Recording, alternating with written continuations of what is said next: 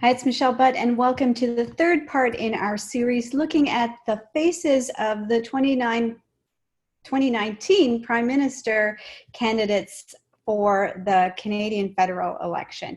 So as of now, we have talked about Justin Trudeau and we've talked about Elizabeth May.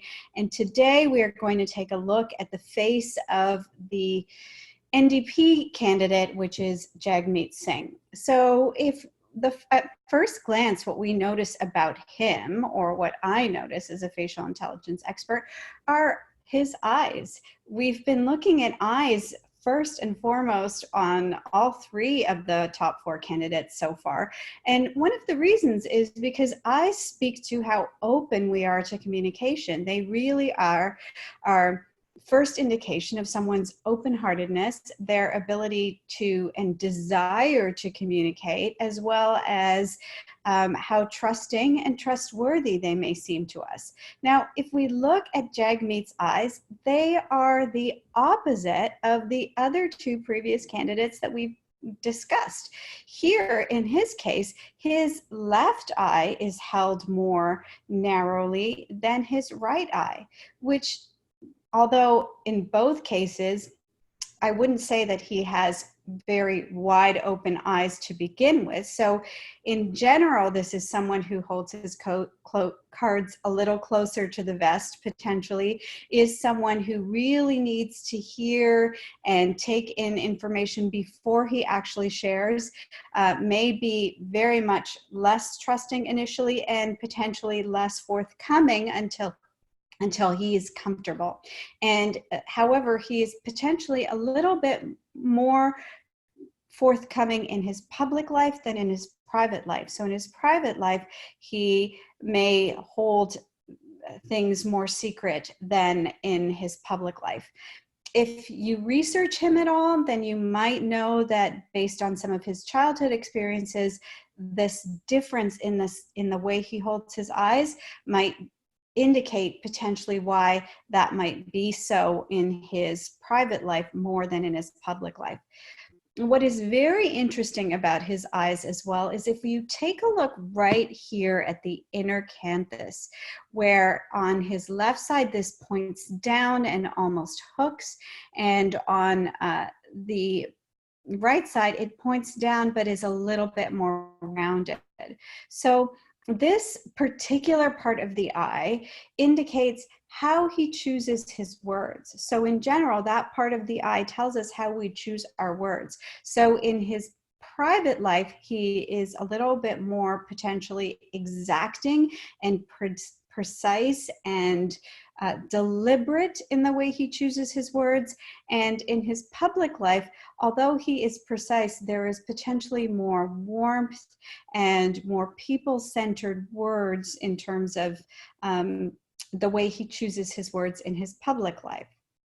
The other very interesting thing about his face is that his eyebrows have these incredible peaks here. So if we notice, when you look at them, they look like upside down V's.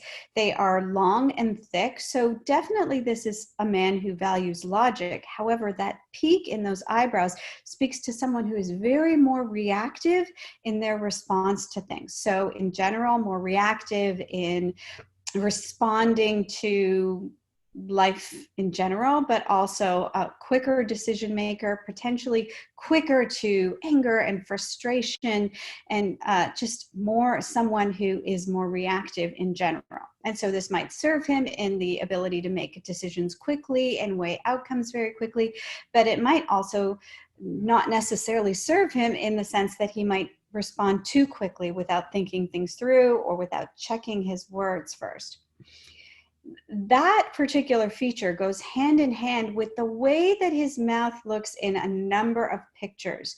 So if we take a look at this lower lip, it looks a little bit flaccid, so a little bit more slack in its fullness. And that could be someone who might be more reactive in terms of not being able to know when to stop talking, or not being able to know when to hold back a little bit. So potentially that might be an issue for him in the way that his mouth looks in certain pictures. Now, I will show you a picture where we don't necessarily get that impression, but in general, if the slackness tends to show up, that might mean someone who is potentially not able to hold back in certain areas of his life. Now, pointing out the obvious is clear that we cannot see all of his face because his turban does cover his upper part of his forehead. So we aren't able to see necessarily the shape or contour of his temples fully. We can't see his hairline fully, and we can't see his forehead fully. So what that might hinder us from understanding about him, although when we, if people have bangs or their hair covers their forehead, it is also a little bit more difficult.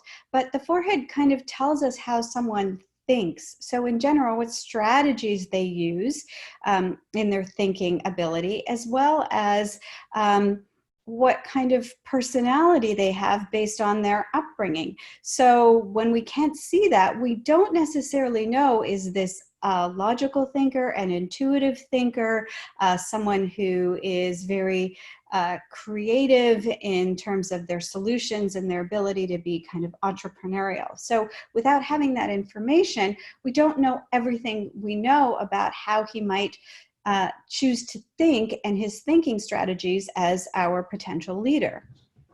So that is something to consider. However, we do get that information. I searched, and there is one place where we found it.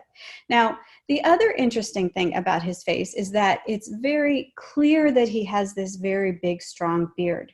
And the one thing that having a beard in general, especially a thicker beard, tells us but also hides from us is what is the normal set of his jawline? What is the normal set of his chin? So is this someone who has the underlying face shape of a warrior, or potentially the underlying face shape of a sage or a nurturer?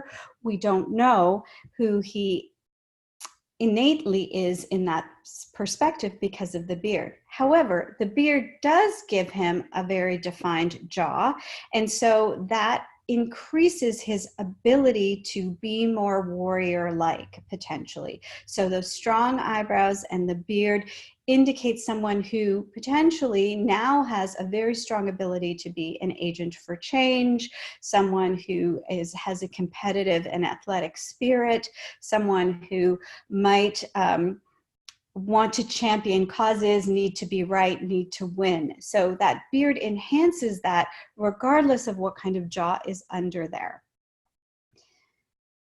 The other thing that's really interesting to note about him from the perspective of a leader and someone who will spend the majority of his time talking is that we see that there are some acne scars or pock marks on his upper cheeks. We can see them here, and we can see them more a little bit in profile. So as you recall, when I spoke about Elizabeth May, we talked about her ability to speak up with her nice, full, well-defined upper cheeks.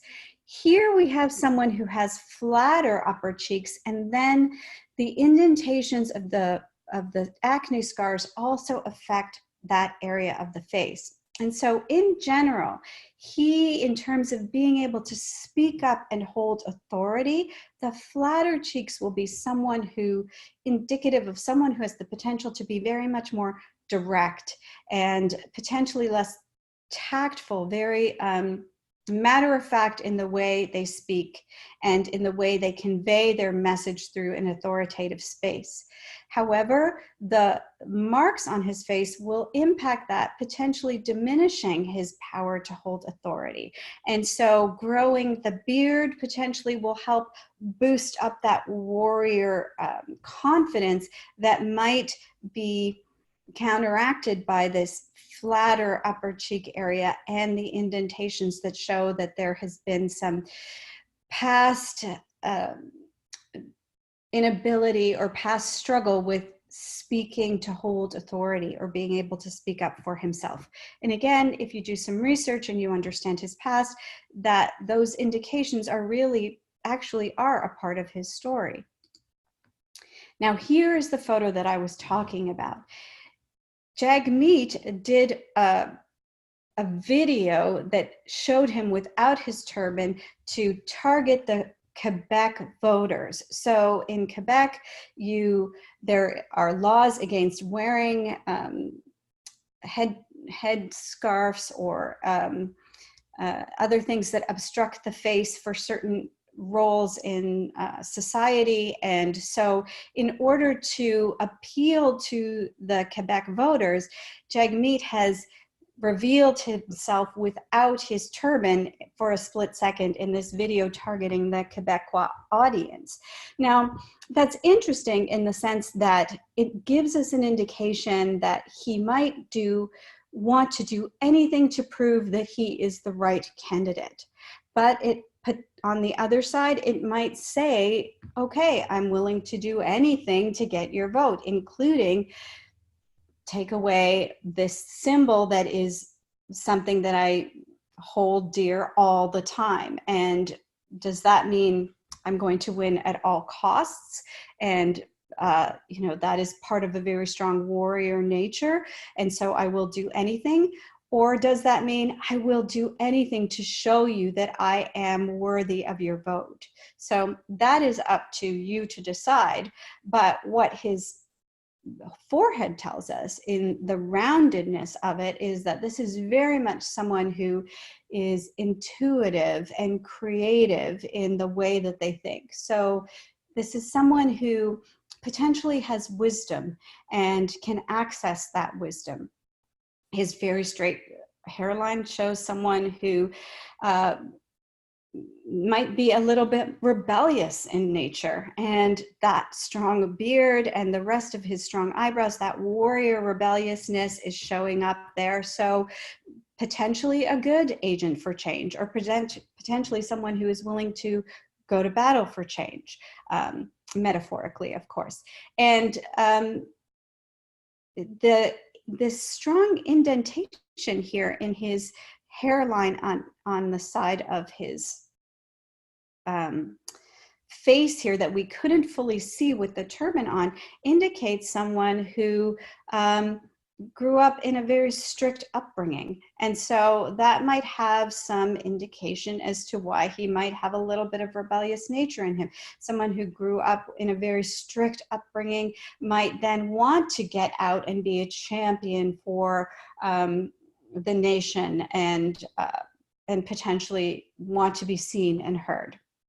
So that is another thing that we can see when we can see the full face.